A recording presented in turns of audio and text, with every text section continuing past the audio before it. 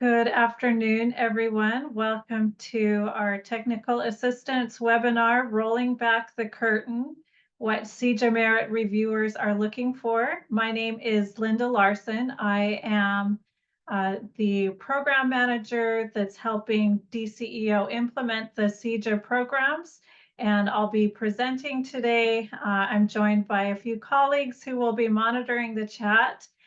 When you came in, you were muted, and I hope you'll take the opportunity to ask questions in the chat. We'll be having a Q&A session at the very end of this webinar, so save your questions until the end, and we'll try to answer what we can at that time.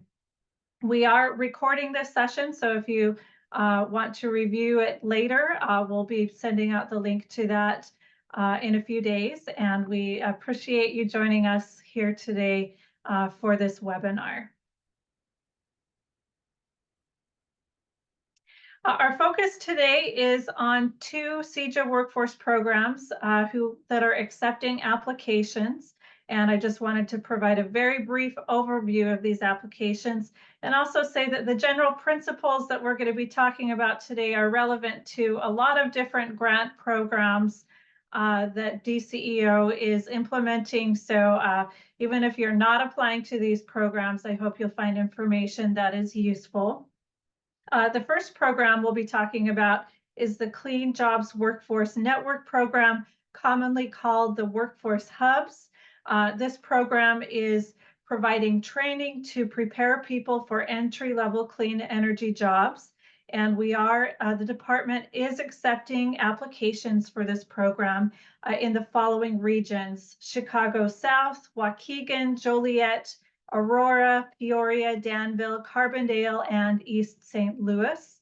And this funding opportunity was open earlier, and we recommended a few applicants for funding. Grant negotiations are underway for those applicants, and we will be announcing those when the negotiations are complete. For this second round of funding, if you submit by February 23rd, the applications can be considered for the second round of reviews.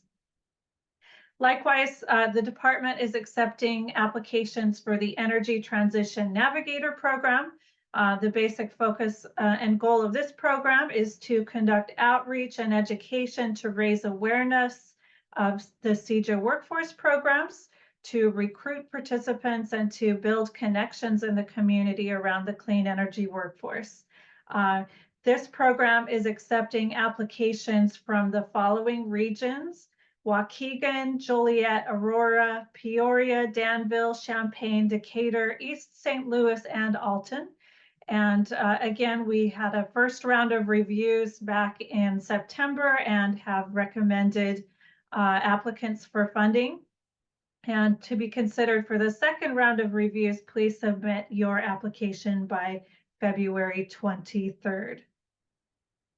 So the purpose of this particular technical assistance session is to help potential applicants have the tools and information they need to prepare a successful application.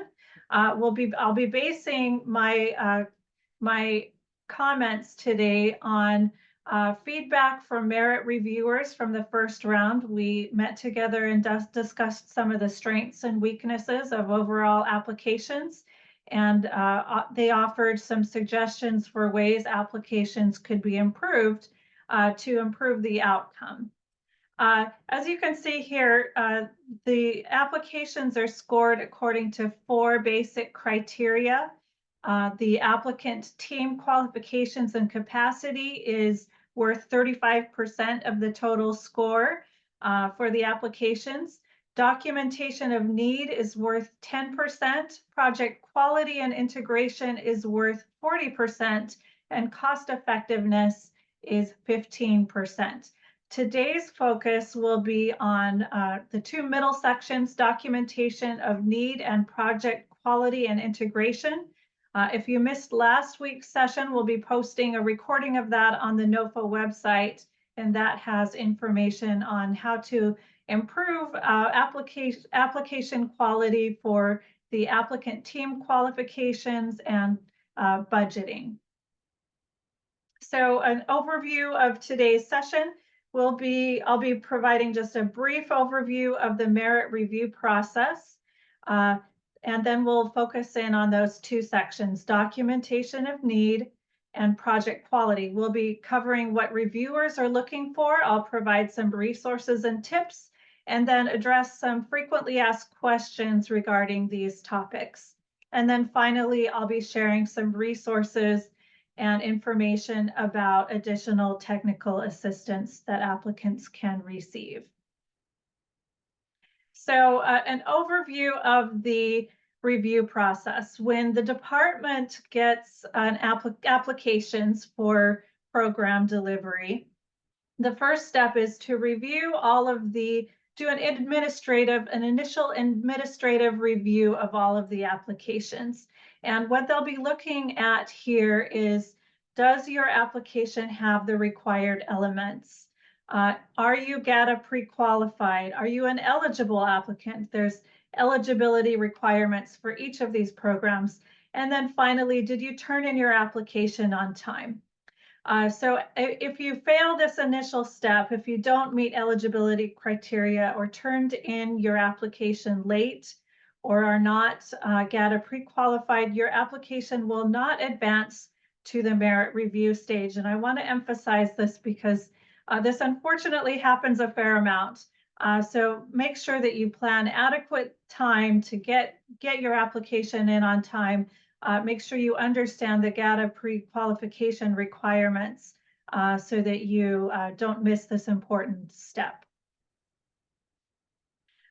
Want to note what a complete application package looks like. It differs for every grant program, but in general, you're going to have several different documents that you'll have to submit as a package. The notice of funding opportunity has a checklist of all of those different elements, and you'll want to make sure that you have them all. This includes the application, the grant application, a uniform budget, there's a template that's provided, there's 2 disclosure forms, and then a technical proposal, and a number of supplemental project documents, such as a work plan or a staffing plan. So you'll want to double and triple check that you have all of those elements so that your application can advance to the next stage. So step 2 is the merit review process. And I just wanted to provide a little bit of background on what that looks like. We do get questions about that merit review process frequently. And basically what happens is that the department appoints a team of merit reviewers for a batch of applications. These merit reviewers undergo training. They have to know the programs well and be able to evaluate the proposals. Each reviewer on a team will review the application separately and fill out a scoring sheet, adding comments on each of the different scores. The scoring sheet aligns to the merit review criteria that's in the notice of funding opportunity. And we'll be going through that a little bit later today, but they are going through each section of the proposal and providing scores for those different sections. If there are discrepancies in scores among the team of reviewers, they will meet to discuss those discrepancies and adjust the scores as needed. A final reviewer score for each application is developed. It's a composite score from all of the reviewers, and then the highest scoring application for each region that meets the minimum score threshold is selected. So the department has a minimum score threshold for these programs. And then among those applicants that meet that minimum threshold, they'll select the highest scoring applicant. All right, so today we're really focusing on those 2 areas of the application and these are common areas in many applications, but we're going to be focusing today on the Workforce Hub program and the Energy Transition Navigator program. The examples that I'll be sharing are from those two programs, and I'll be providing some tips for what the reviewers are looking for. So I noted that the reviewers have a set of criteria that comes from the notice of funding opportunity when they're evaluating proposals. This is found in the notice of funding opportunity. There's a table at the end that lists those criteria.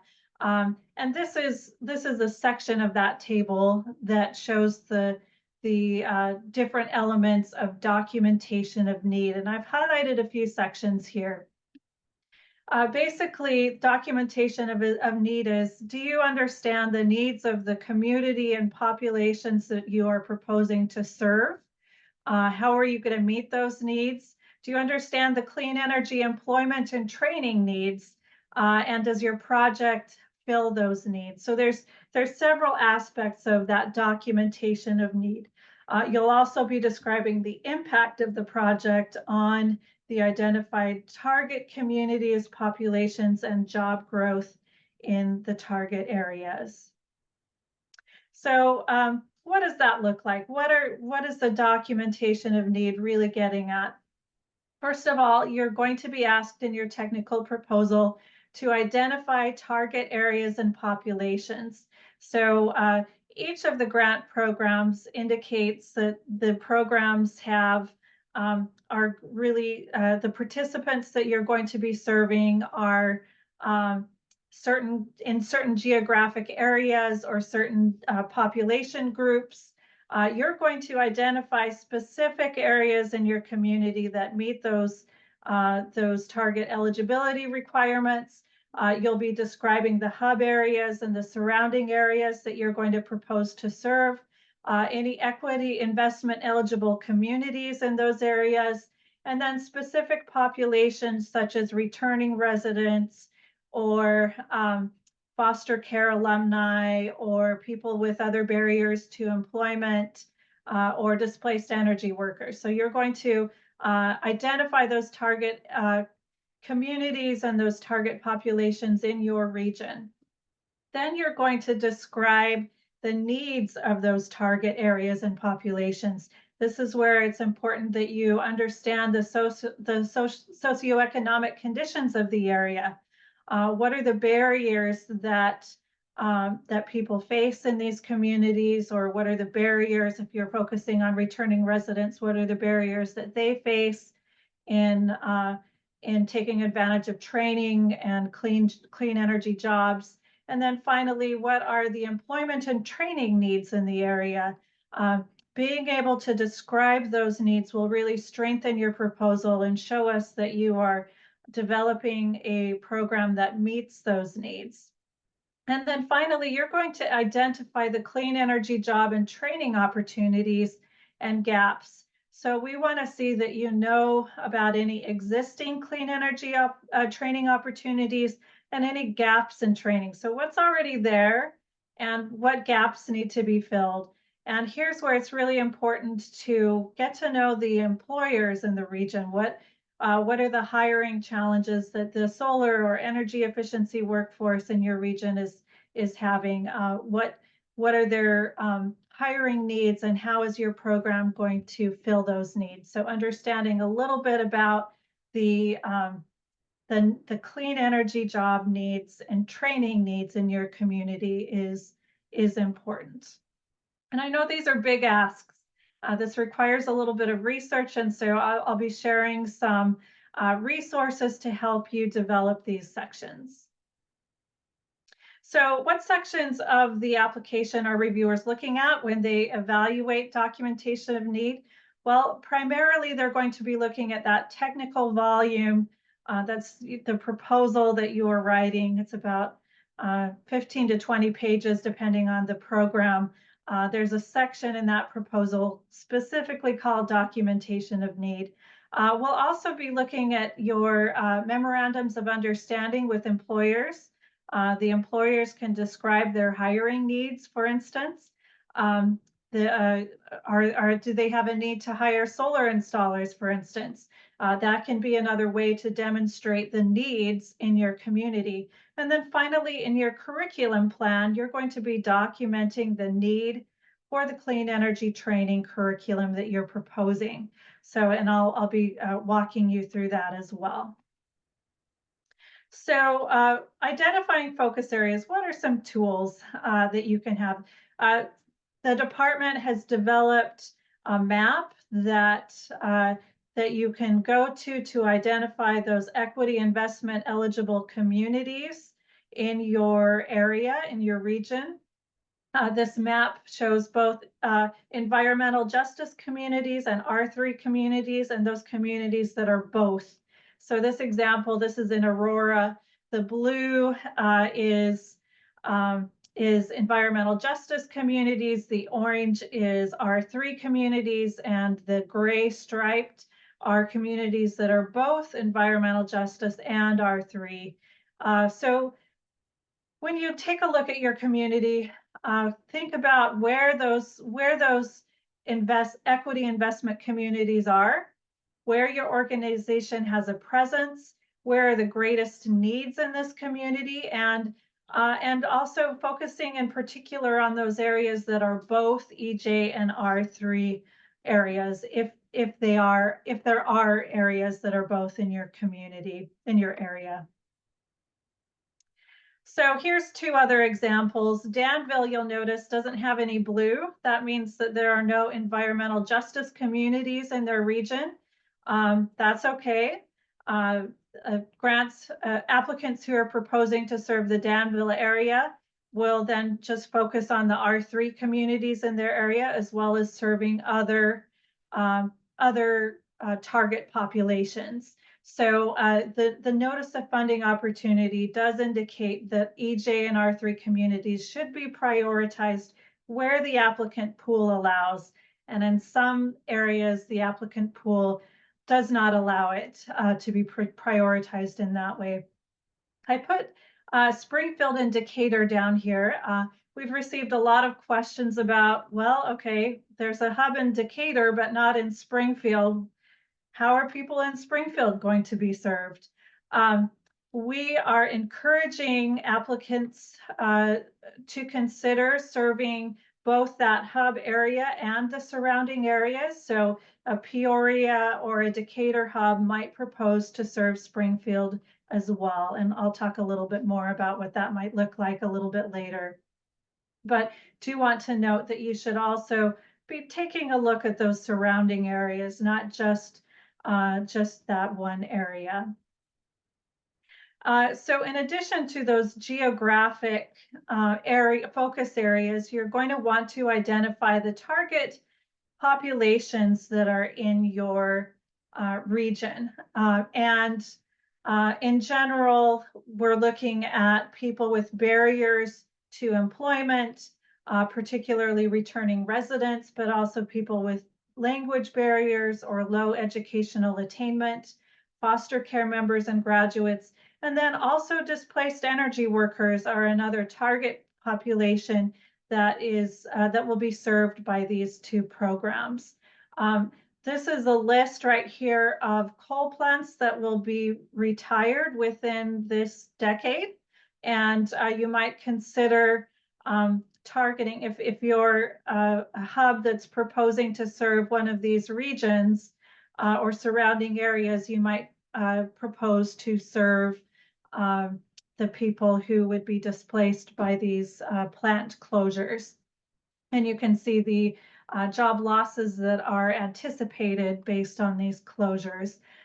This data can be found in the Energy Transition Workforce Commission report. It's linked on our CEJA website, but I've also linked it here, and I'll be sharing the slides so that you can take a look at it. But again, think about the populations in your area that you would like to serve, focusing on those that are identified in the notice of funding opportunity.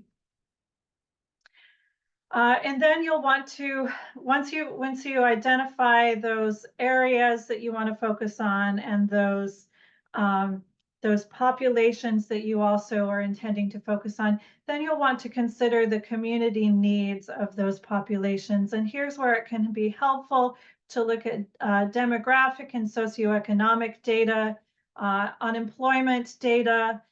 There's a lot of data available on various websites that can provide information on census groups or census tracts.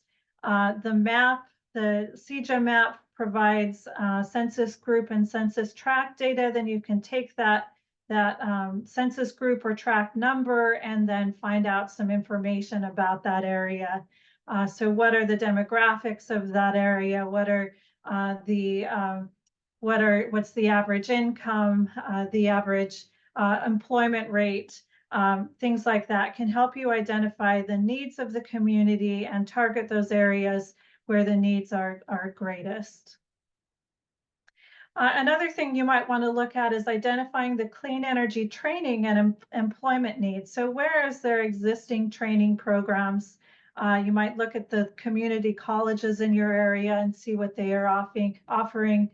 Look at clean energy employers, talk to those employers. Are they having trouble hiring? What jobs are they looking to fill? And then where are the clean energy projects being implemented? This map developed by the Clean Jobs Coalition shows where the solar installations are being implemented throughout the state. So you might take a look at where the installations are and are not being implemented, and how we might fill those gaps. What are the needs?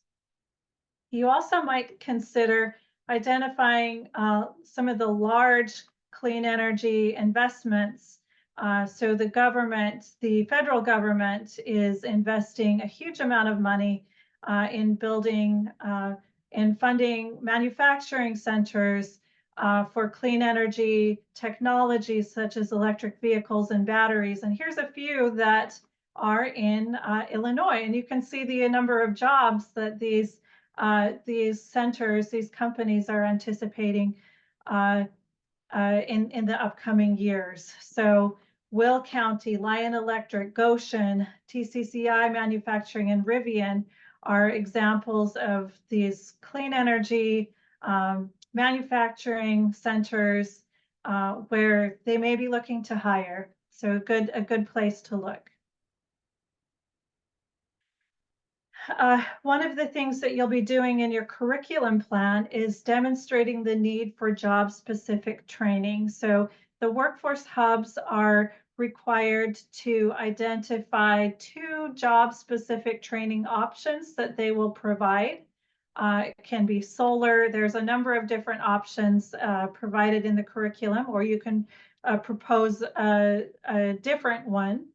But you'll need to demonstrate the need for training by addressing the job demand. What's the number of openings in your region? What are the current jobs in your region? Are there existing training programs in your region for these jobs? And is there a need for additional training? And do you have employer partnerships? So we're looking as much as possible, if you can, do some research to identify in your region the need for that training based on the job openings and the current jobs in the region. And I'll share some resources for that in just a minute. So a few frequently asked questions that we get about this documentation of need and prioritizing selecting regions and populations to serve. So the first one is, and I addressed this a little bit earlier, but what should I do if there are not many R3 or EJ communities or residents in my hub area? And again, I want to emphasize that the notice of funding states that placement and recruitment priorities apply for each hub site where the applicant pool allows. If it does not allow for that prioritization, that's okay. Consider placing a larger focus on people with barriers to employment. or displaced energy workers. So some of those other categories, target populations. You might also consider serving eligible communities in the surrounding areas. So for instance, Decatur might propose to serve Springfield. How will areas located far away from hubs be served? This is another question that we've received a lot. Hubs can propose to serve surrounding areas. They can also propose to offer satellite training in other regions. They can propose to or offer portions of their training online for people who live far away, or they might consider reducing transportation barriers for individuals who have to travel to training. So the goal again is to be inclusive, to if there are people in other regions that want to participate, we'd like to help them participate. And there's a number of ways that applicants could propose to serve them. Related to this, can we propose a hub in a different region? So not one of the 13 hubs? Not at this time. At this time, we're only accepting applications for the designated hub regions that I listed at the beginning of this presentation. But a hub in one of those 13 regions could propose to serve, again, the surrounding area or offer satellite training in an area that is not currently a hub region. Do training locations need to be within equity investment eligible communities? Not necessarily, but the training locations absolutely must be accessible to the people you are serving, and with the focus on equity investment eligible community residents. So are the residents that live in those target communities able to easily get to your training location? We get questions about geographic boundaries between hub regions. So if you're proposing to serve Joliet or Aurora, what's the boundary between those two regions? Boundaries haven't been determined by the department yet, so we are encouraging applicants to propose the area that they would like to serve. That can include that hub as well as the surrounding areas, and boundaries may be set at a later date with input from grantees. So we're interested in getting your input before defining set boundaries between regions. Okay, so another question, how can I determine the need for clean energy jobs in my region? We're looking at job demand, the number of current job openings or anticipated job growth, the existing training programs, and we recommend that you contact clean energy employers in your region. There's a number of resources that you can look at to try to establish demand. I've linked them here. The department developed a clean energy jobs and training inventory that provides some of this information. You might look at your local economic development region plan. And then the US Energy Employment Report also provides information. Moving on to project quality. This is really where you're going to describe what you're proposing. So wanted to just spend some time talking about what the grant reviewers are looking for. I've highlighted some of these main sections. This is again from the criteria table in the notice of funding opportunity. I'd recommend that you take a good look at this and make sure as you're putting your proposal together that you are meeting each of these requirements. You'll see that it covers all of these different aspects of the program, from recruitment to training, to delivery of barrier reduction services, to helping people get jobs. And then some of these larger issues, like how are you addressing equity throughout these different program elements? And then how are you tracking program outcomes? And what are your proposed outcomes? So sections that we're looking at for project quality, well, primarily we're taking a look at your technical proposal again. There's this long section called Project Plan, and there's lots of different sections of that. We'll be walking through a few of them. We're also looking at some attachments.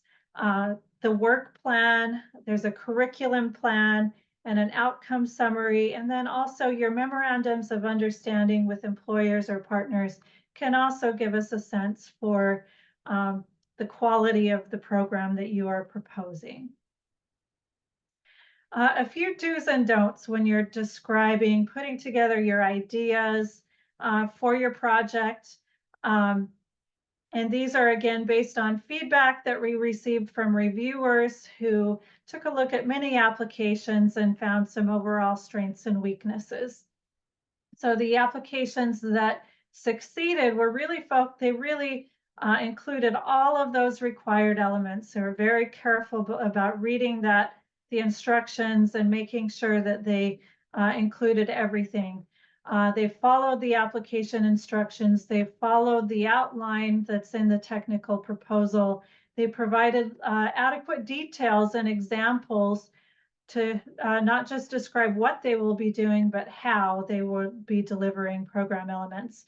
And then they made sure that the different sections aligned with each other. So does your work plan align with the technical proposal narrative, so that we can tell that your outcomes match.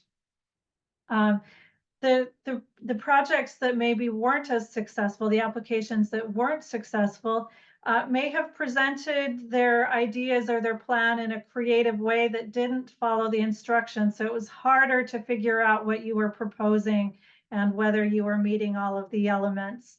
I taught writing for many years, and this is an example of a writing style that doesn't warrant creativity. We really just want to see that you are meeting all of those requirements. Some applicants would repurpose old proposals, and that's great. It's a common practice, but we want to make sure that these proposals are aligned with the specific requirements. So careful editing and reframing is a must. Are you proposing services or training that are within scope? So this is I think probably the biggest issue. Does your training program or your energy transition navigator program align with what is required? And do you provide adequate details? So this is, again, don't worry about the amount of text here. What this is basically the notice of funding opportunity. This is the description of the project plan. And I've highlighted some of those key elements. When I'm developing a proposal, the first thing I do is create an outline that's based on those instructions. So you can see I've highlighted recruitment and outreach. It's the first section, and then program design and curriculum. I've highlighted that, and then I've broken down all of the different elements that I need to include. And then that becomes the main outline for my proposal.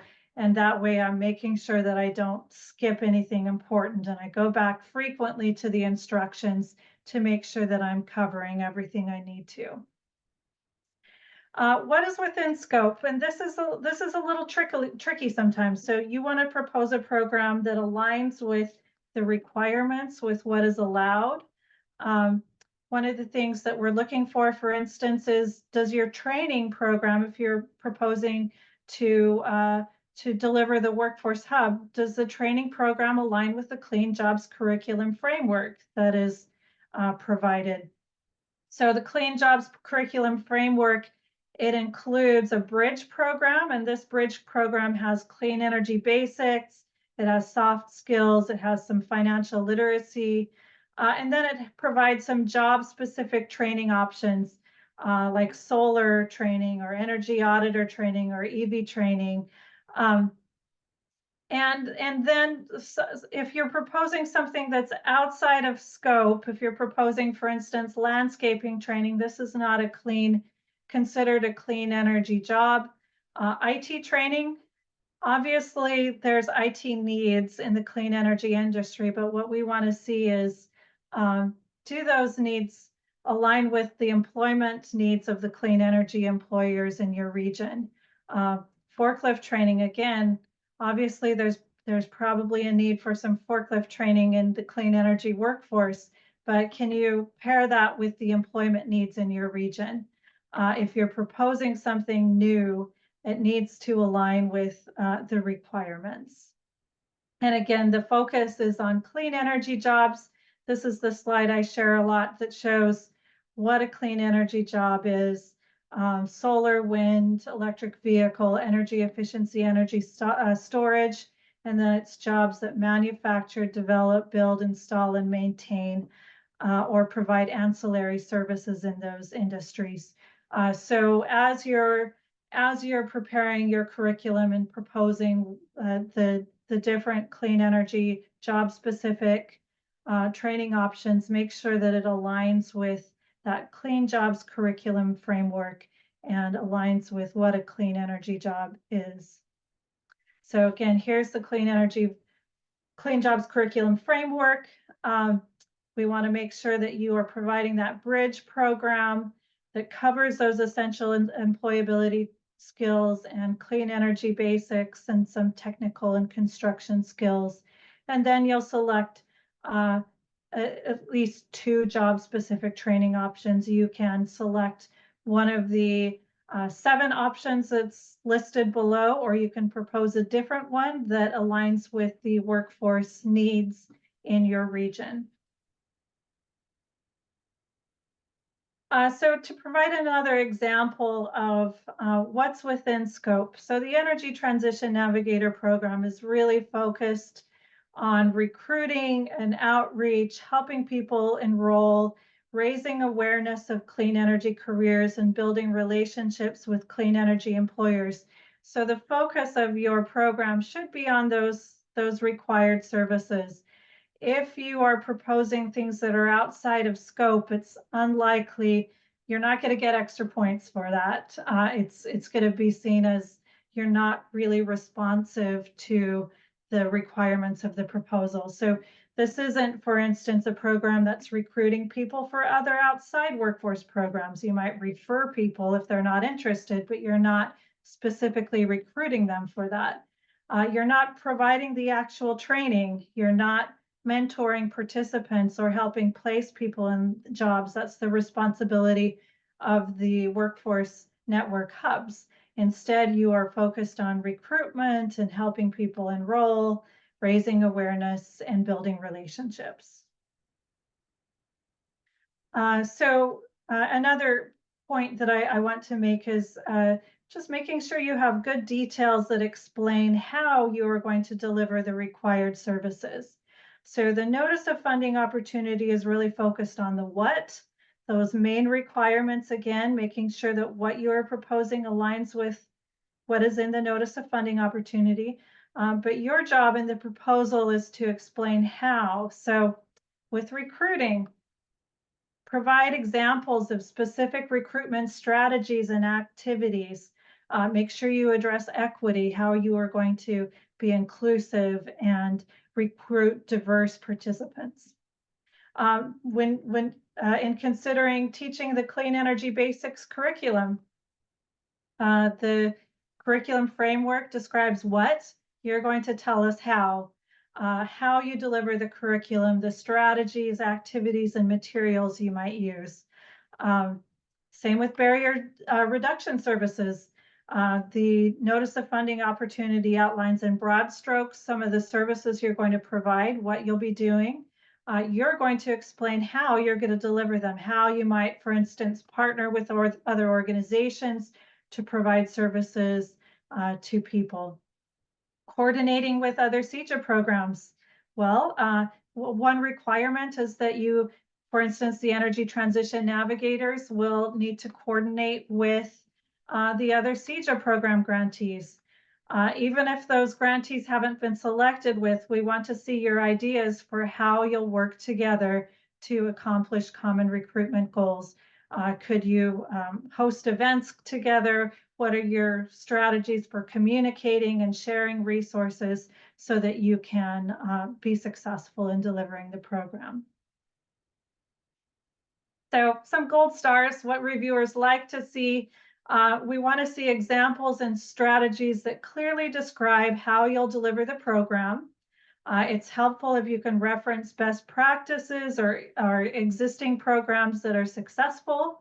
And we want to see that your partners are helping you deliver these program elements.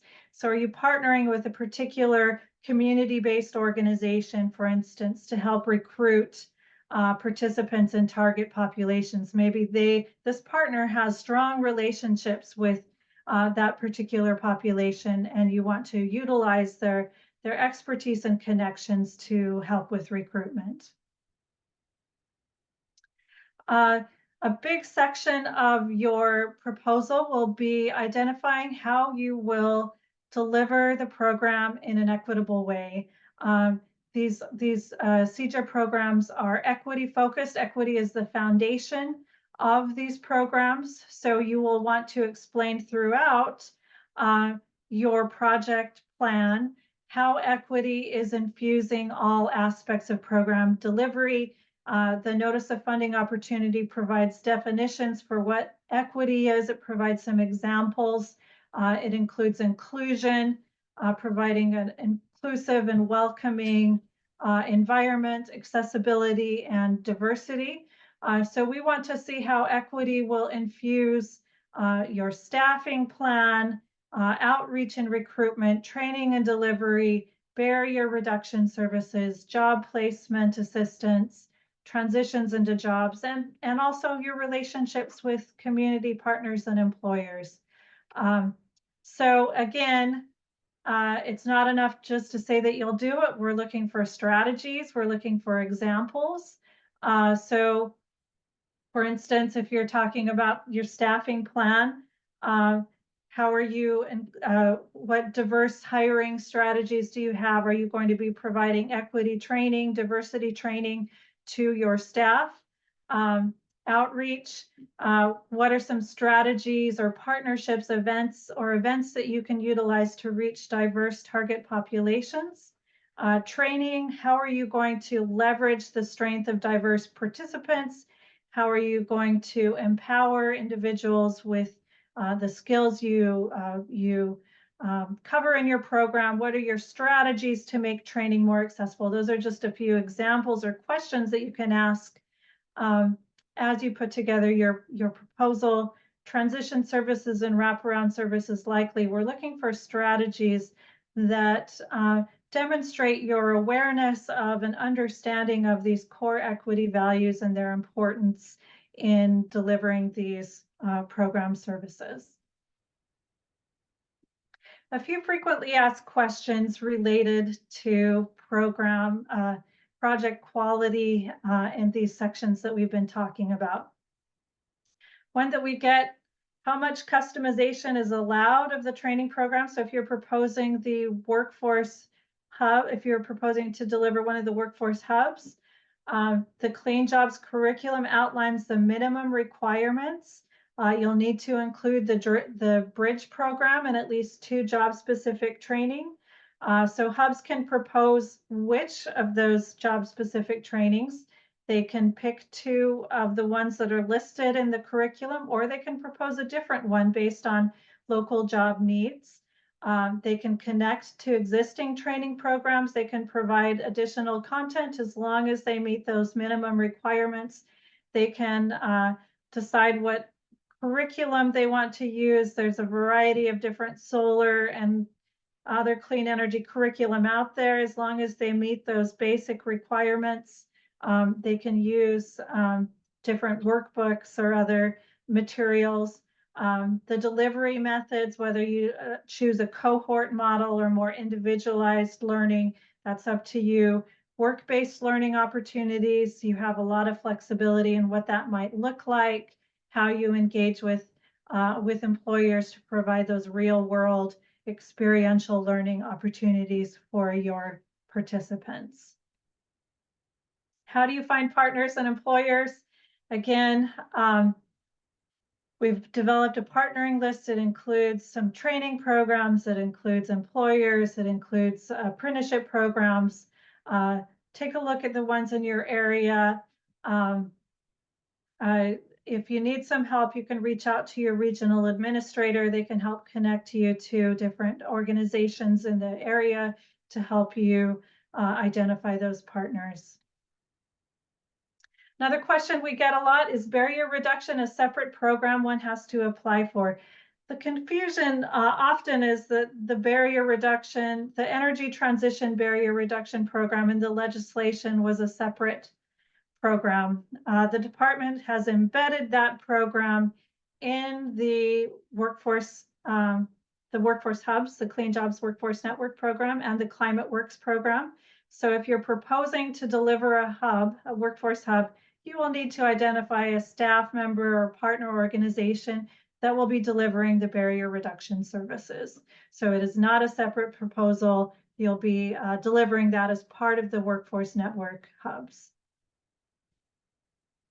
We get asked, what are reasonable goals for enrollments, completions, and transitions? Don't have a lot of guidance, unfortunately, on that. Just a general cost per participant range is provided in the notice of funding between 10,000 and 15,000 per participant, per enrolled participant, and that's not including barrier reduction services. And then we are asking that the applicants propose what percentage of those enrollees will complete that program. What's a reasonable goal for the percentage of participants enrolled who will get a job?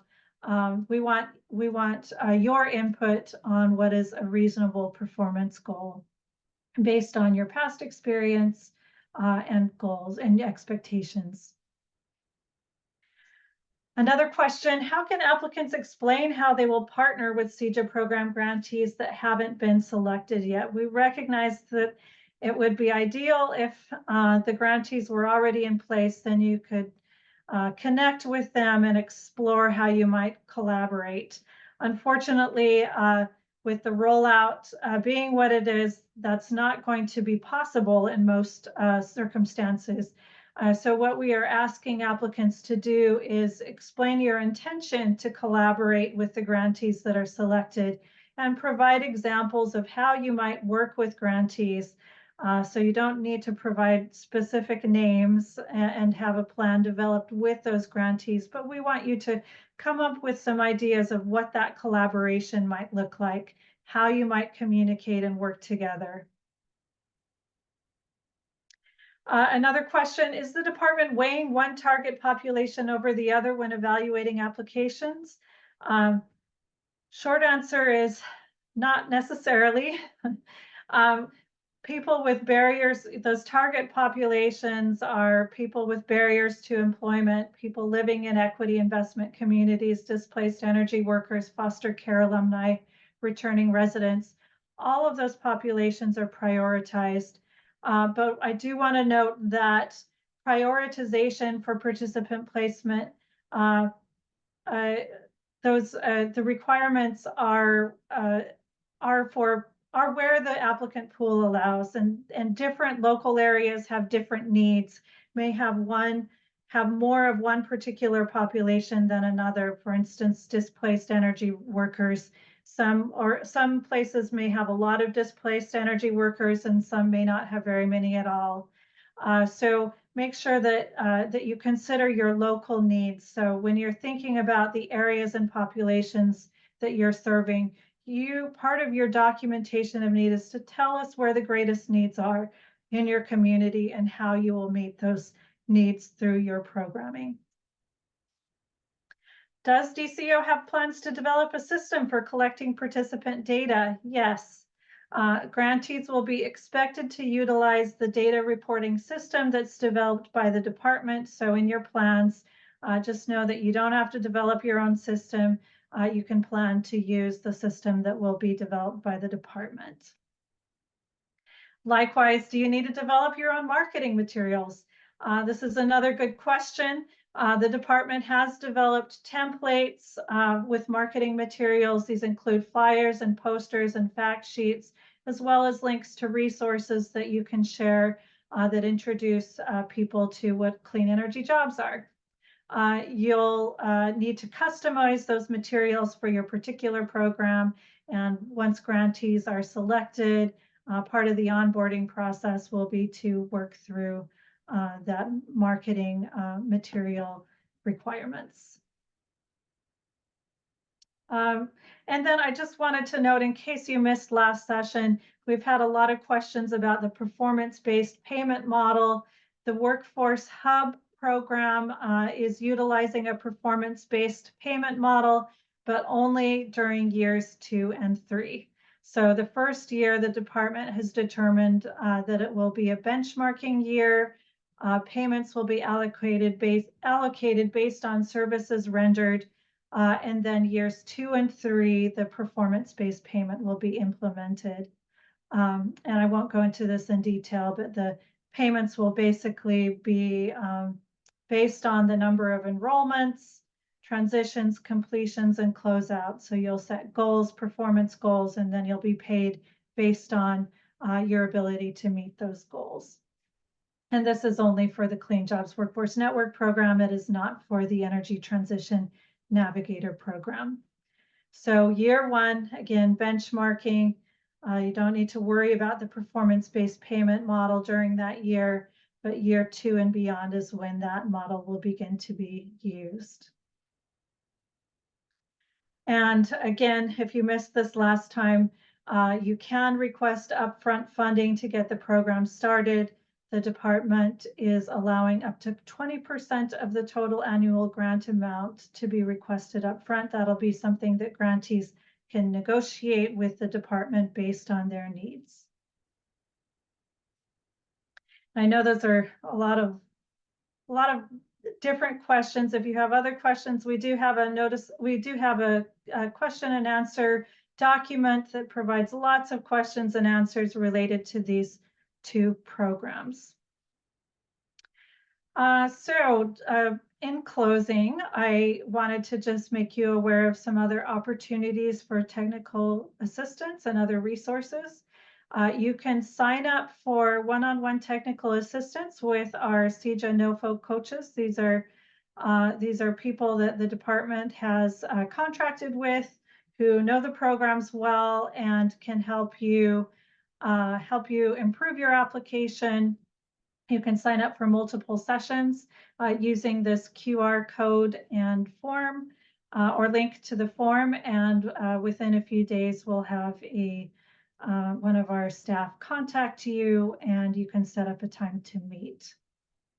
If your organization did apply before, I hope that you have reached out to the department already to request feedback from the merit reviewers. This can really help you understand how you might improve your application for next time. You can set up a meeting, you can get a summary of reviewer comments, and Shar Flickinger is the person to contact to set up a meeting or receive those comments. Finally, this is the third of a series of technical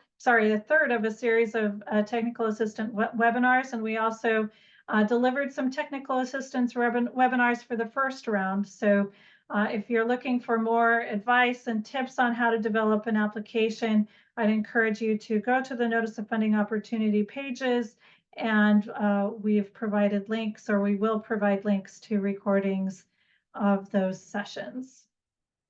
And then just a reminder that if you are planning to submit an application for either of the 2 programs that we've talked about, those are due February 23rd to be considered for round 2. And we've also received questions about upcoming notices of funding opportunity. And so I can't provide exact dates on them, but I can say that there are 3 notices of funding opportunity that are in the administrative review process and are expected to be released within the next month. And those programs include the Returning Resident Clean Jobs Training Program. This is similar to the Workforce Hubs. It'll be utilizing the Clean Jobs curriculum framework as well, and will be delivered inside Illinois correctional facilities. The Clean Energy Primes Contractor Accelerator Program will also be released shortly. That's a program that will be serving small clean energy businesses, helping them grow, developing services and coaching and business planning, offering services and coaching and business planning to those businesses. And then finally, the Community Solar and Energy Sovereignty Program is also going to be released within the next month. You can go to our website and there you can sign up for updates, or you can take a look at our announcements page that's on that website and see where we're at. And we're also happy to answer your questions. You can email ceo.ceja@illinois.gov. We'll get back to you within a few days. We maintain as I said, we maintain a question and answer document that's related to these notice of funding opportunities. Answers to questions we receive are posted there. I'd encourage you to take a look at that.